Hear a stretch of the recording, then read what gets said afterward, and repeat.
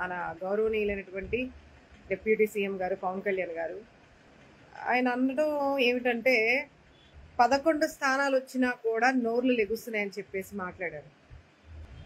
గతంలో ఒకసారి పవన్ కళ్యాణ్ గారు ఎమ్మెల్యేగా కంటెస్ట్ చేసినప్పుడు ఒక్కసారి కూడా గెలవకుండా ఉన్నప్పుడు ఒక ప్రతిపక్ష హోదాలో ఉండి అంటే ప్రశ్నించే గొంతుకునై అని చెప్పేసి ఊరు వాడ అంతా కూడా ప్రచారం చేస్తూ ఉర్రూతలు ఊగిపోతూ అసలు ఎలా అంటే పూనకం వచ్చిన వాళ్ళు కూడా ఊరు ఆ విధంగా ఎక్కడ ఏ చిన్నది జరిగినా సరే వెంటనే రియాక్ట్ అయ్యి ఊరు వాడ ప్రచారం చేస్తున్నటువంటి వ్యక్తి ఈరోజు 11 స్థానాలే వచ్చాయని చెప్పేసి గొంతులు లేస్తున్నాయి, నోర్లు లెగుస్తున్నాయని చెప్పేసి మాట్లాడుతున్నారు.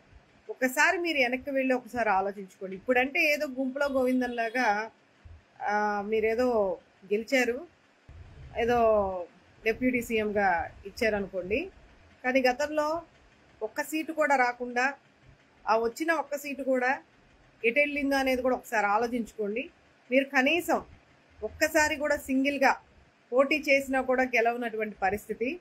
మరి ఏ హక్కుతో మీరు అధికార పక్షంలో గతంలో అధికార పక్షంలో ఉన్నటువంటి వైఎస్ఆర్సీపీ పార్టీని ప్రశ్నించారు?